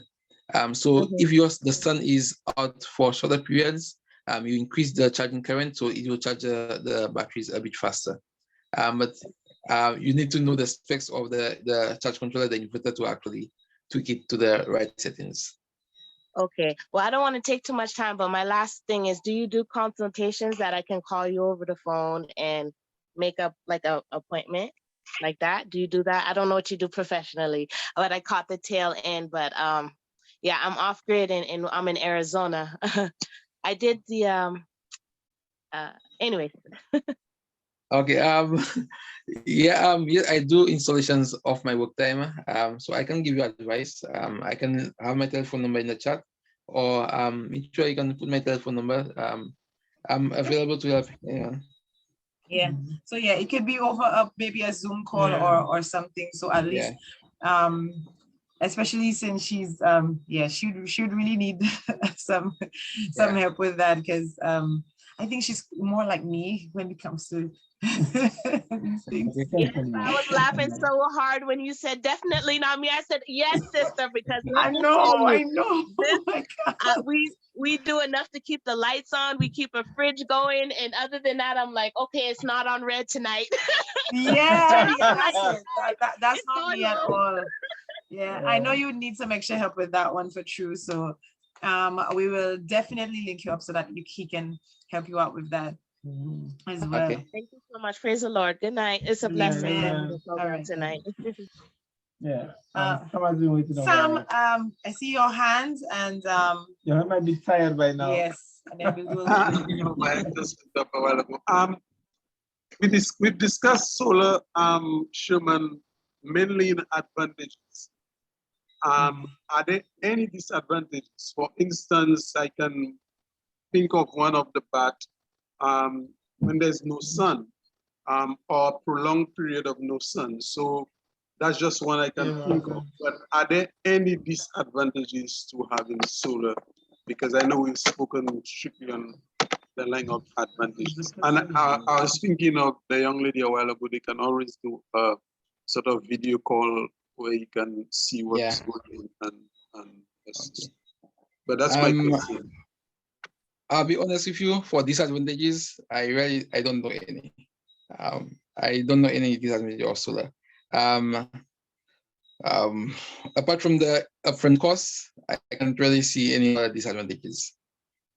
A lot of people, well, today we just had a webinar about energy efficiency.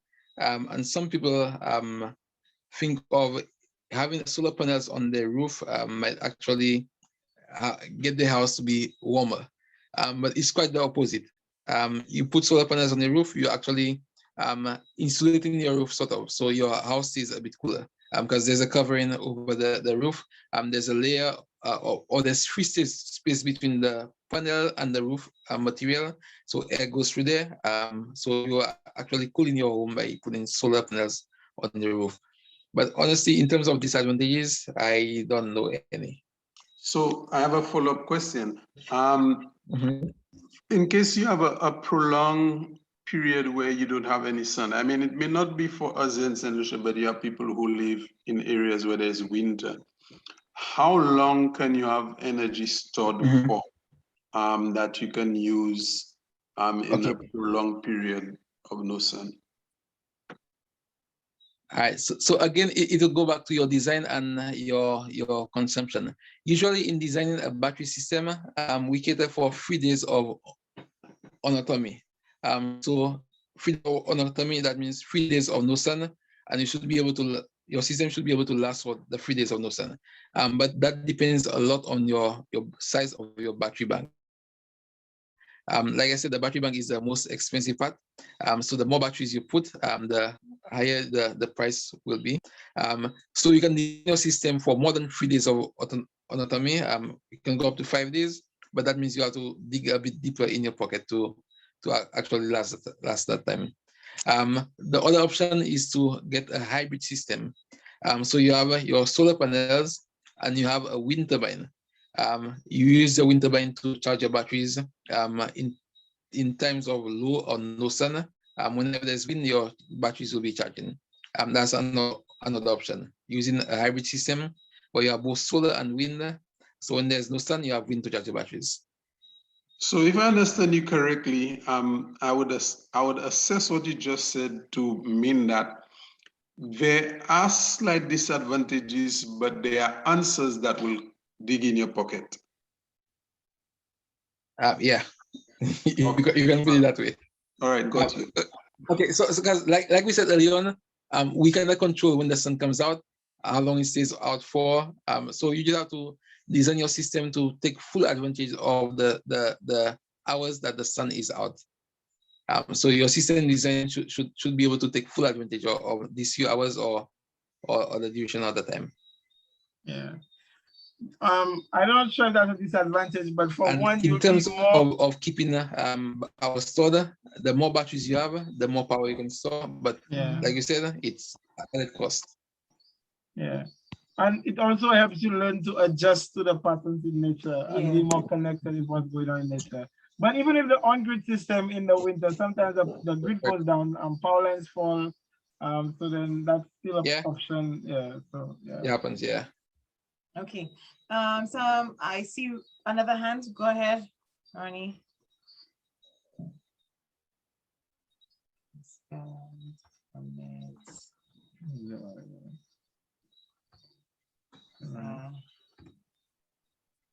I see. Ronnie? Okay. I mean, there's also a question in the chat. It says, okay, let's take the question in the chat. Solar roof?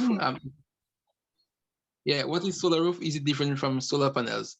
Okay, so there's something called BIUs, that's called building integrated units. Building integrated units. The technology is advancing where you can forego your normal roof and use solar panels to be the roof of your house. Or you can forego your normal windows and use solar panels to be the windows of your house. They are called building integrated units. They cost a bit more for now, but they work just as good as the normal solar panels. Although, like I said, the cost is a bit more pricey, you know. But it's different than the ordinary solar panels, but they do the same thing. It's just integrated into your building. Wow. They need to start getting those reduced. I think they should really start discussing that at co-op 26, so that, you know, we can start building our country homes with those roofs. Yeah. Are there any recommended types of batteries that you would probably advise? In having a battery system, your batteries must be what you call deep cycle batteries. Deep cycle batteries. So that Not means you your can dip, you can dip deeper into the battery and get power from deep down into the battery and not damage the battery. With the ordinary car batteries, if you go past, let's say, 60% of the charge of the battery, you damage the battery. But with a deep cycle battery, you can go down to 80% charge from the battery and still have the battery functioning and good afterwards. So you choose deep cycle batteries. And if you go for maintenance-free batteries, that means there's less maintenance to it. So you're good. Wow. So low or no maintenance deep cycle batteries will be best for it. Okay. And would marine batteries fall into the mix of that? Yes, marine batteries fall into the same deep cycle batteries. Because you on a boat, you have no grid power. So you usually have a small solar panels to charge your batteries. So an inverter powering from the batteries. So they are deep cycle batteries. So you can go deep down there, get the charge you need, or get the power you need from it, and you still get in good working order. Okay. All right then. I see one more hand. I think. Yes, go ahead. Not. I think he unmuted, but I'm not hearing anything at the moment. You could hear me now? Yes, I can hear you now. Yes, I came in a bit late, so I'm not sure if that question was answered, but I want to know what is the lifespan of a system? And also when it comes to maintenance, would it be like a vehicle where, like say every 6 months, or there's an interval period where you need to say, maintain or service batteries or anything pertaining to the system? Okay, like you said earlier on, so we did answer, but I'll read for you, Ronnie. Your solar panels guaranteed to give you 80% of its output after 25 years. So let's say that's a base figure, 25-year lifespan of your solar panels, and you still get 80% out of it. For your batteries can last up to 10 years. If maintained properly, it can possibly exceed that by a few years. Your inverter would be roughly around same lifespan. So in all, your system, your panels, your battery, your inverter, excess of 10 years. In terms of maintenance, with a solar system, there's little to no maintenance. The most you'll have to do is to clean your panels at least twice a year. Go up on your roof or wherever you have installed, sweep it off, whether it be dry cleaning or use a little soap and water to move the mold, residue, whatever, bird droppings on your panel. So you clean it up. The cleaner your panel, the more it can generate. In terms of your batteries, if you get deep cycle, no maintenance batteries, really you have to do nothing much to it, except maybe occasionally clean your battery poles, grease your battery poles, or just get out of the battery system. But really there's little to no maintenance in the solar system. However, what I didn't mention early on, when you have a solar system, you need to be aware of shading. Like I said, the PV panels work from getting energy from the sun. If you have a lot of cloud cover, you have less production. In like manner, if you have trees that cast shadows on your PV panels, you have little or less production. So you need to be aware of shading. So you install your panel is somewhere that where there's no tree cover to block the production of your panels. But apart from that, there's little to no maintenance.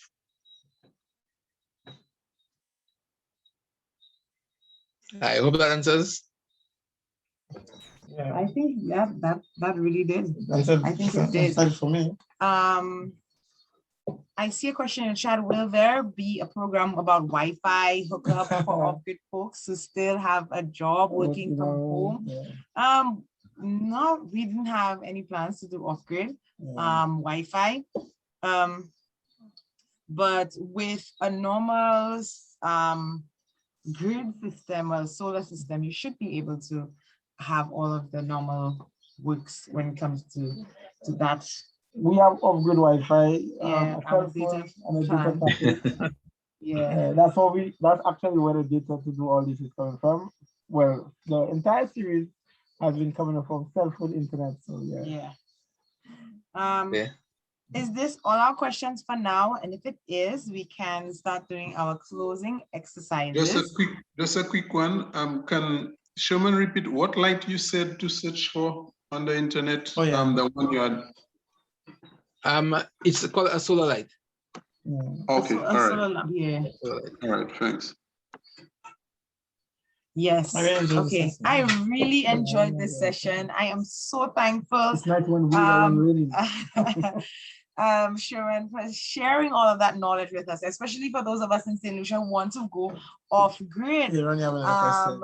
I am so excited that to have you and to have all the questions come in, because we really need to have a solar system. We really need to have a system, and currently we don't yet have one. So this is information that we know we can use in the future. We have a 15-watt panel and a 15-watt light. Yes. So let me show Schumann our lights. So that's our solar light. Let me tell you, it did the war already. It fall in the water. All right. From Taiwan, I think it is. So I see what you're saying. That's a metal housing, and it charges over 15-watt solar panel. So that's the other thing. Most of the solar stuff out there, they are made to be quite durable. Yeah. You'll be using it on the outside, so it would fall. Made to be durable. Yeah. And what I like about this one, it has a, I don't know if you can see there, but it has an indicator there that it's red, so I have to kind of put it off to save the battery. So I like that about it. Yeah. So when you go solar, it's a more durable items. I find everything that we get, it usually is not as durable as this particular one. Oh, somebody asked what was the name of the lights we use. It's Speed Tech. Yeah, I don't know this to make that. You can bear, let me tell you, that light, if you take that tape off, the entire inside comes out. Okay. And we've been praying to God for another system like that, which we'd really appreciate. It's marvelous. Some of it had been submerged underwater. It just fell in one of the barrels. And went off. Let me tell you. So it's still there. So let me tell you. Yeah, so it's something that we would really like to get another one of, and probably even consider a solar system. Somebody else protecting the solar panel. I guess if you have solar panels, you really have to cut back the trees so and to prevent from being shaded. So correct. Yep. So thank you once again for sharing your knowledge with us. We really appreciate it, and you will definitely find a lot of us coming to you to set up our solar system out in the country, to do all of the arrangements for us as well. Even for the outpost, the outpost is going to be solar as well. About that, yes, so I'm excited about that part as well, so that we can start making use of the things that God has given us, the energy that God has given us. We can start making very good. But like I said earlier on, if we plan to go off grid, we need to reprogram ourselves.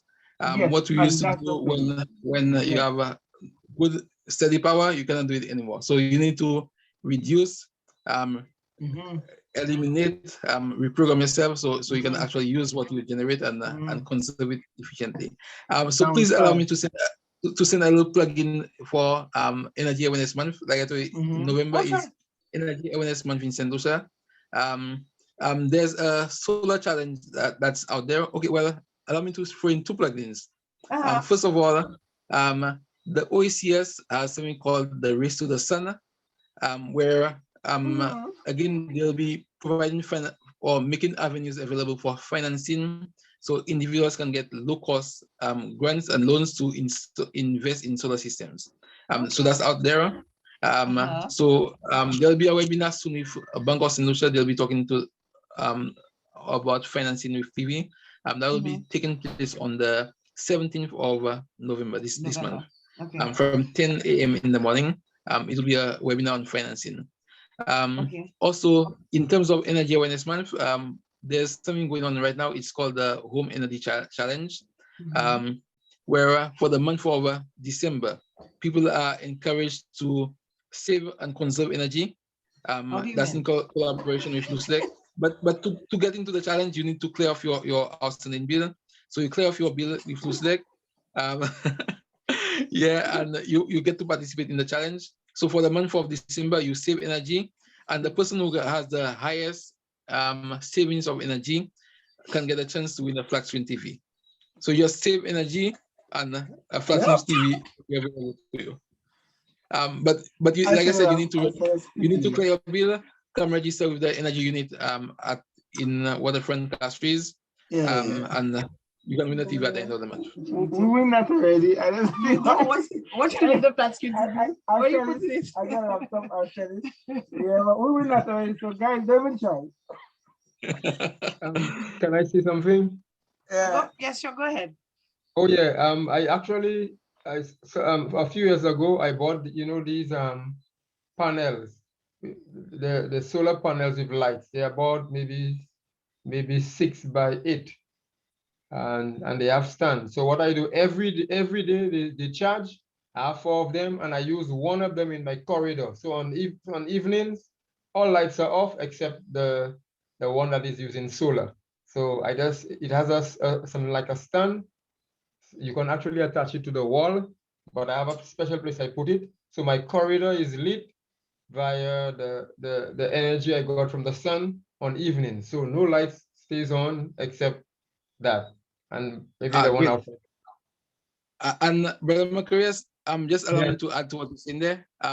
If you go on Amazon or YouTube, you can get a set of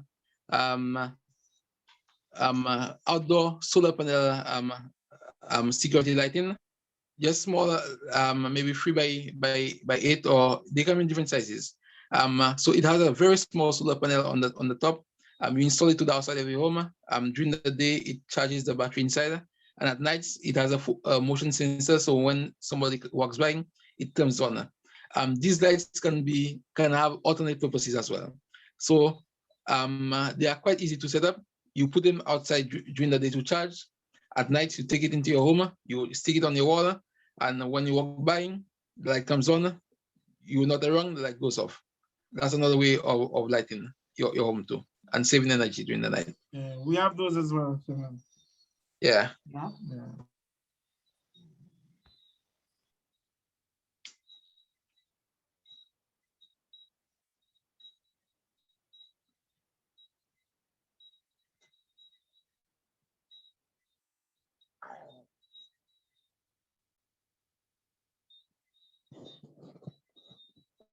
You're muted. Sorry. I posted our Telegram group in the chat. So for those who probably did not get to ask all the questions, or they still want some more information, or they want to contact Brother Shurman or any of that sort, you can feel free to post your anything in the group so that we can share with you and we can help each other and set up for the systems that God has asked us to make our lives more sustainable as we go forward. So we can focus on what's important, not just paying bills. Yeah. Because taking a loan to buy a solar system is similar to like paying your electricity bill every month. Not similar, because you could get to a point where you're not paying anymore. Exactly. Yeah. I don't know. Right, This is a really good system that everyone should consider.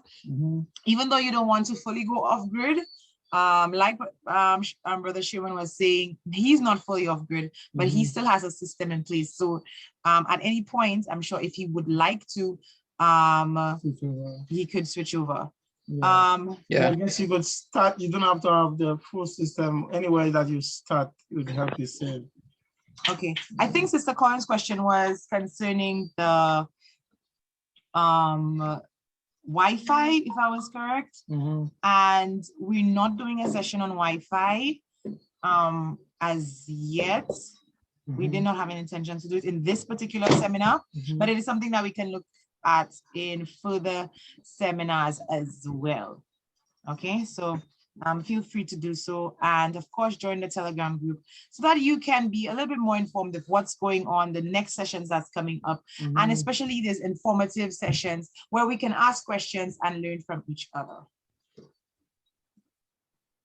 Okay, so the link to share via Telegram and private is very helpful. Please, as I'm sharing. The link I shared via Telegram. In the private. Okay, let me see if I get that as well. Let me see if I get that information. Okay, so, but I didn't do that right.